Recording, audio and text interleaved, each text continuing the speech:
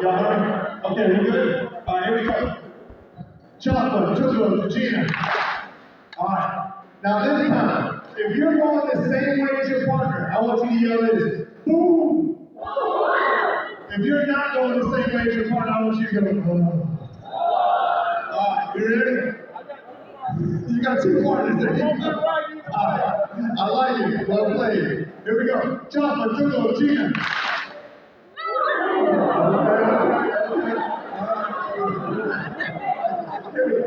Chocolate, sugar, Gina. All right, one more time. Chocolate, sugar, Gina. Now this time you're going to get 10 seconds to do this. When I say stand, you got to turn around so your partner can see you. I need you to change 3 things about you. You might have to pull your pant leg up, a sleeve, take your braid out, don't take your braid out. It takes too long, right? You know what I'm saying? I don't want to be here all day. Take your wedding ring, don't do that either. Don't take your wedding ring off. You got to change 3 things about you. You only have 10 seconds to do it. When I say turn back around, y'all got to figure out the change. You ready? And come. 1, 2, 3, 4, 5, 6, 7, 8, 9, 10. Turn. Good luck. Good luck. See what they got. What do we got?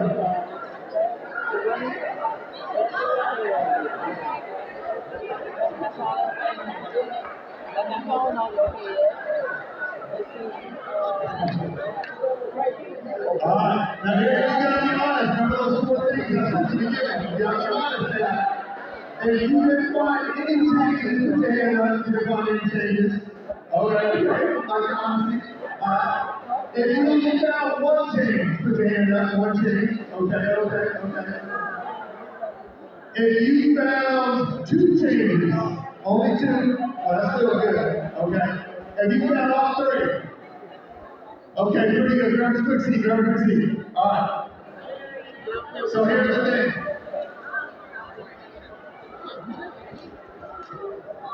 This is the thing about change. When I saw you on changes right now, I saw laughter, joy, solidarity, and love. And what we found in that story I told you was laughter, joy, solidarity, and love. And there was a 5th element that came from part of it, that was freedom. It was freedom. So during the time when slavery still existed here, there were black communities called maroon communities living on our reservations and within our tribal communities free. Intermarried, family connected. And then they stole our word, clan. Our tribe is matrilineal. You're born into your mother's clan. Our family's clan is Musa Iksa, which means reed break, the reeds that go along the water's edge. So they even took that word and demonized it. So we have to think about all those things as we kind of process that. But that growth and that change, it grew because he took us to church. So we went to the brush our churches that you had out in the woods, the community had, and we learned about Jesus. And you know, that was easy because American Indian people, 99% of our tribes have always been monotheistic.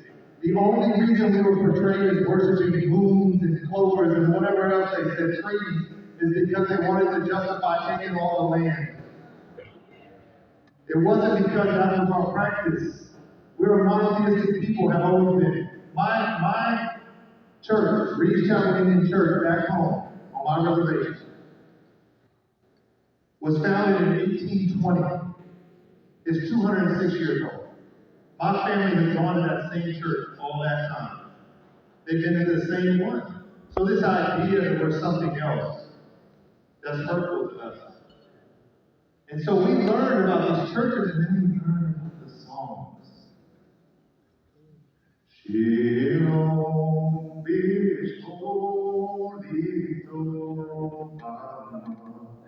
And we started to learn about Ezekiel's song, right? We started to learn because we listened, just humbled up. And then we incorporated our language into what was then called in today Negro spirituals. We got taught.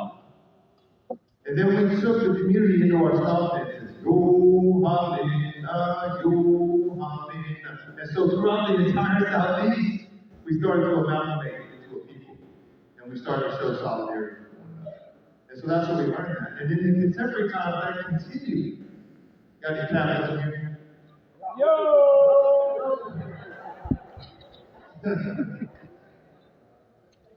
Who else we got here? Got some AKAs in here? So I'm a Phi Sigma Nu.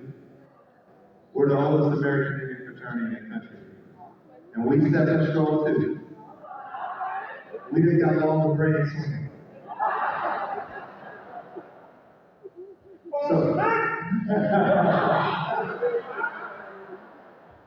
So I went to a TCU, Tribal College and University. It's the equivalent, it's the mirror image of an HBCU.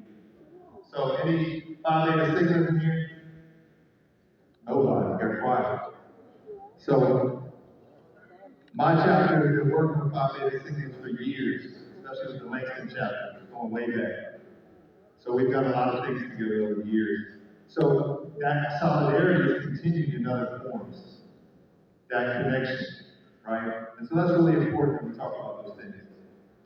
When we talk about our faith, a lot of Native people do things in fours. We have 4 directions. We have our 4 sacred medicines, sweet grass, like this. Pass that around. And smell it, because it smells great. We have sage. We have tobacco, not cigarette tobacco. Natural tobacco that we put down on the floor, on the earth, when we pray. And we have cedar, in my language we call it tubulichi. And these are elements that we use, these 4 elements within our cultural ceremonials. We also know about the balance between mental wellness and spiritual wellness and physical wellness, familial wellness. And I want you to think about all the things in your life that happen in 4s. Most chairs have how many legs? How many tables? Rooms, 4 walls. A lot of things exist in that space. And so when you look at it culturally, how many points on the cross?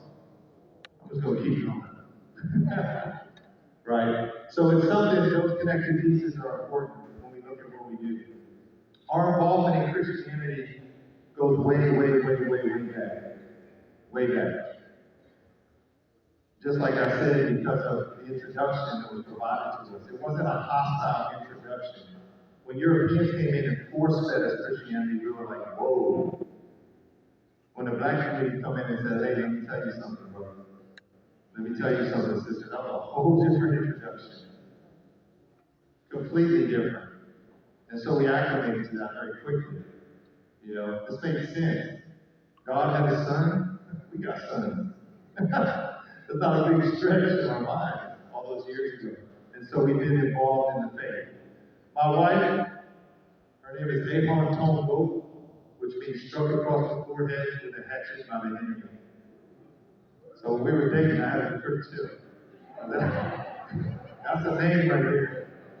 My wife's 4th great-grandfather, that was his name here in that battle. His original name was Gohasan, Little Bluff, and Little Mountain. And then that was passed to her great-great-uncle, and then passed to her grandmother, and then passed to her. And then his other name, Gohasan, was passed to our oldest son. And so those names are warrior names. Those are names that have stayed in our family. And my name is Cedric. Which confuses everybody when I show up, right? They're like, so I didn't get blessed with a warrior name, but I think Cedric's a tough name, huh? I like it. I'm gonna roll with it. So my wife's family, her great-great-uncle was one of the original founders of the Oklahoma Indian Missionary Conference.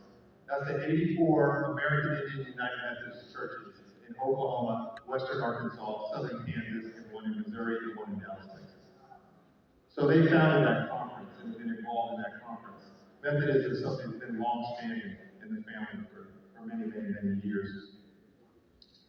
The big thing, though, that Christianity we struggle with, because there was struggle, right? And that was our boarding schools. Are y'all familiar with Indian boarding schools?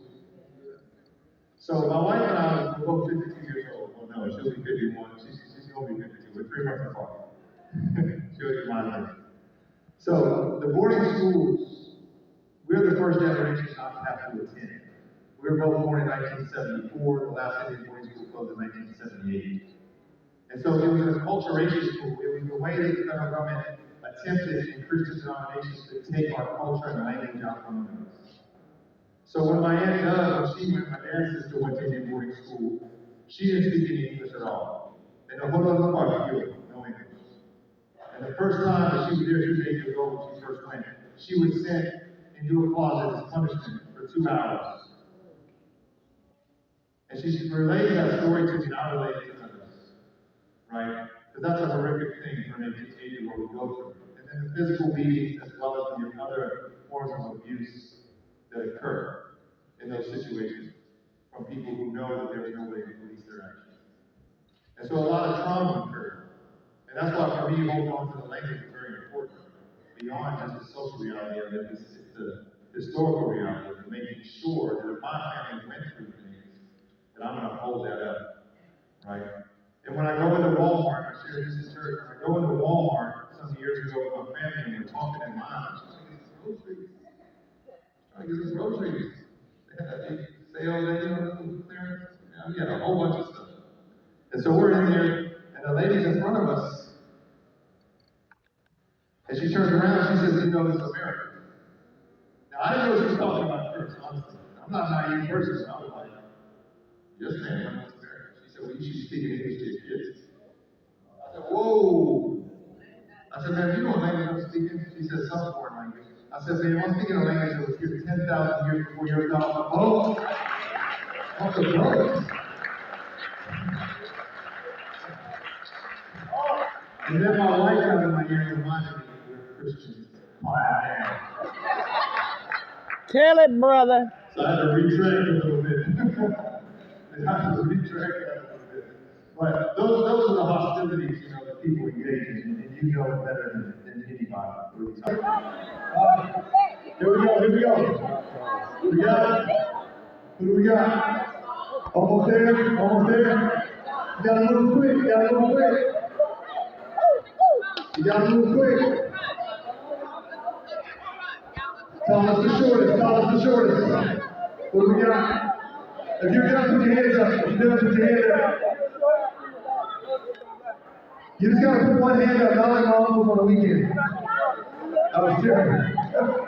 We got a bunch of hands here. They're still working on it. They get coached. What do we got? Come on. As soon as you're done. We got it. Almost. We close. Put your hand up if you're done. If you're done, your hand, so I can know which line gets finished quickest. Hands up. We got it. Up. They're still working on it. Are y'all ready? There you go, come to the front. Keep going, because they might be wrong. We got all hands up, so I know you're done. Still working on it? Okay, I think they got theirs. Let me check real quick. Alright, yeah. Okay. Yeah. Girl. Here we go. All right, right here. 10,000 points right here. 10,000. All right. Hey, don't worry, the other team scored 2. You got 0. All right, here we go. Next one. First team to have 15 people completely off the ground and staying off the ground. Let's go. 15 people off the ground. 15 got to be off the ground. Here we go. Smart. I like it. We got it.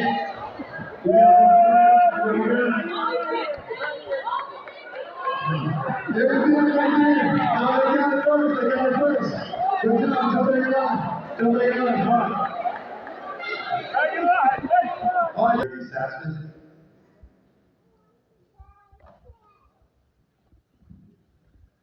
These are called gourds.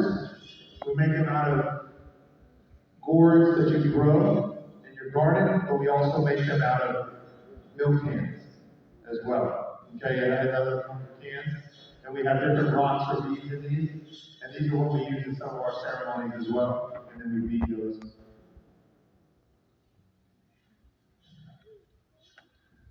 These are my wife's otter ties. If you like otters and you think they're cute, so do we.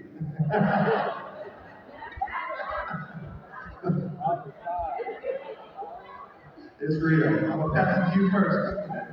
We'll get this one to you. There you go. There you go. Yeah, you can just pass those back. I appreciate it.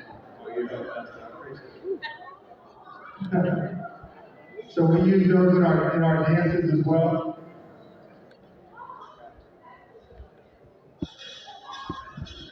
This is a buckskin dress. You can see underneath it, on the back there is the bottom part of this dress, and so all the beadwork is done. This leaf right here, this is the oak leaf, and that's the symbol of the Kiowa tribe. So you'll see that on a lot of their regalia and those types of things that they do as well. And we love ribbons. We got ribbons on everything. Lots and lots of ribbons.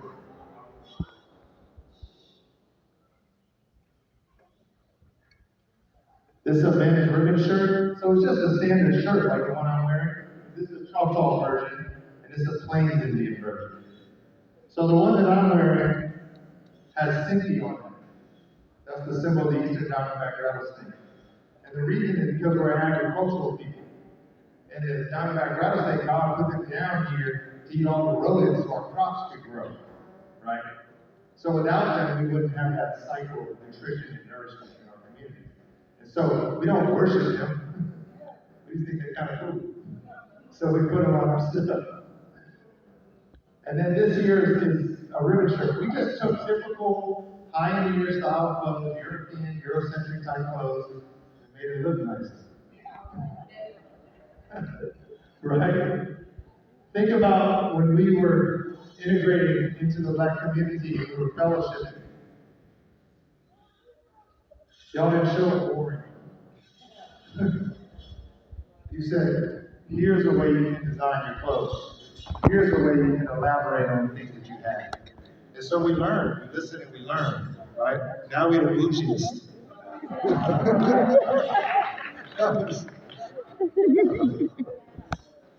This is my son's shirt. When he was a little kid. So I just had to bring him in. Aww. This right here is called a breastplate.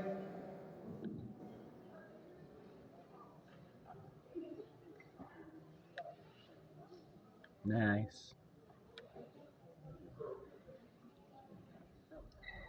We wear these in our dances as well. When we wore these, the Plains tribe wore these in war because they were protection. And we would use metal, scrap metal, and other things like this to create these elaborate pieces to protect ourselves during those times.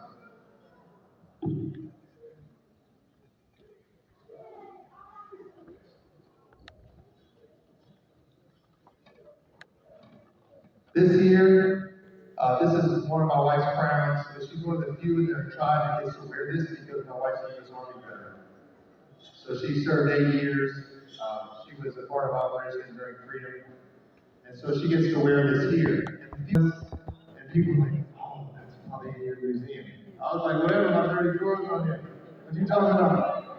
Like, these are the most practical things on the planet. Why would I put that in the case?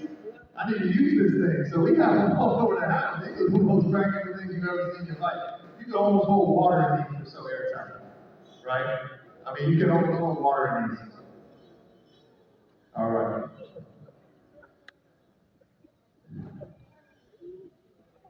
I kind of wanted to ask you a question that I put here after we talked about some myths. Who's ever heard, and the child members in here know that, who's ever heard Indians can go to college for free? You ever heard that? You heard it. But you know it's not true. But if you would like to talk to the governor about me going to school for free, please have at it. That sounds great. The average amount in the state of Oklahoma that a tribe provides per year to someone who goes to university is about $4,000 per year. That's the average. 3 of the tribes provide zero. One of the tribes, the Iowa, provides $19,000 a year. And they're not wealthy. They've just decided that they're going to dump everything into education for this next 20 years and see if that works out for them. This is the risk they're taking. They're just going, boom, I'm all in. They're just like, we're putting all the dollars in the organization, our youth, and we're gonna go. This is their plan that they're gonna do. My wife is the higher education director for the Chickasaw Nation, which is the most powerful Indian tribe in the United States. They are based out of Ada, Oklahoma, and so she's been the director for them for 16 years. Now, you've ever heard the term the civilized tribes? The Seminoles, Cherokees, Creeks, that means they were slaveholder tribes. That's what that means, civilized. That's what that really means, okay? That's why they call it. But my wife, she's a Plains Indian. They call it uncivilized. So she's the only non-Chickasaw that works in the whole department. She said they needed an uncivilized Indian to take care of the rest of them. So she's been with them for a long time. That's kind of some of the things that she's doing. All right. So when we're talking about myths, and we all have these myths in our families. One, Indians have high cheekbones. Not sure where that came from. Indians love all kinds of stuff. Except, one thing we all love is good looking. But besides that, so these stereotypes about how someone looks, these type of things, that's complex, right? You look across the mosaic that is the black community, right? And you see all kinds of differences. And it's the same in Indian country. It's the same in Indian country as well. And so we always have to be cognizant of that. We don't necessarily know who we're speaking to every moment of the day. And what does that mean? And how can we interact with them in a better and safer way, in a way that upholds them, lifts them up, and makes them feel well. Okay? Now I wanted to do